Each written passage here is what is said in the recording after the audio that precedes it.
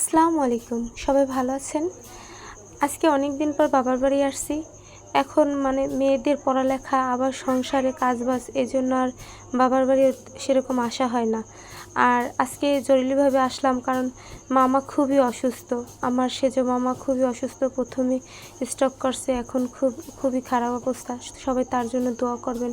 আমার মামার একদম কম বয়স, তারপরও এই বয়সে সে অনেক অসুস্থ। সবাই তার জন্য দোয়া করবেন। আর আসার পরে মেয়েরা বলতেছে, আম্মু চলো একটু মালটা বাগান দিয়ে ঘুরে আসি। এই জন্য মালটা বাগানে গেলাম। আর এতে কিন্তু প্রচুর মালটা ধরছে, বোঝা যায় না। ছোট ছোট শুধু মালটা গাছ না, এর ভিতরে এই যে কমলা গাছ আছে। আর কমলা গাছে ছোট ছোট কমলা ধরে।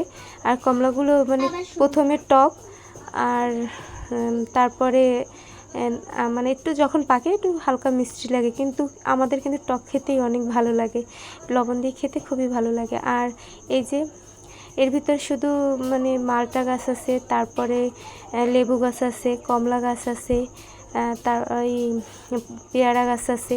পেয়ারা গাছে পেয়ারা ধরছে, 12 মাসি পেয়ারা। আর এই যে এই সাইডে জমিতে অনেক ফসল লাগানো আছে। তারপর ড্রাগন গাছ আছে।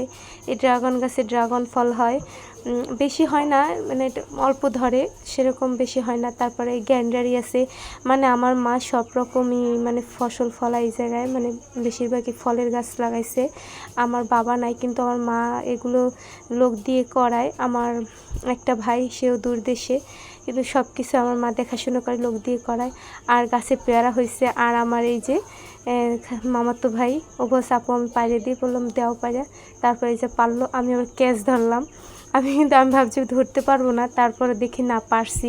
এই যে আমি কিন্তু অনেক কিছু ছিঁড়ছি, একটা মালটা ছিঁড়ছি, তারপরে লেবু ছিঁড়ছি। আর এই যে গাছে প্রচুর লেবু হয়েছে, বোঝা যায় না ক্যামেরায়, কিন্তু ভালোই অনেক লেবু ধরছে। আর বাবার বাড়ি গেলে কিন্তু অন্যরকম একটা আনন্দ, অন্যরকম একটা শান্তি। এরকম সব জায়গায় যাইলে হয় না। নিজের বাড়ি, ছোটোকাল থেকে যেখানে বড় হয়েছি, সেখানের কথা আর কি বলবো। গেলেই মনটা ভালো হয়ে যায়, অন্যরকম একটা ভালো লাগা, ভালোবাসা। নিজের ছোটোবেলার কথা মনে পড়ে যায়। আর সবার সাথে হাসি খেলা, আনন্দ, সারাদিনই মনটা ভরে যায়। আর বিশেষ করে যখন মায়ের দেখি, আমার মাকে দেখি, তখন আমার খুবই ভালো লাগে। মার কথা শুনলেই ভালো লাগে।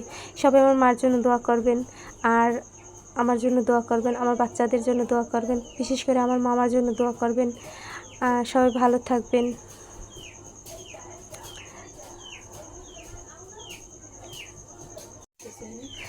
আর এই যে এগুলো কি ফল জানি না, এই যে আমাদের পুষ্কুনির পাড়ে ছোট ছোট ফুলগুলো।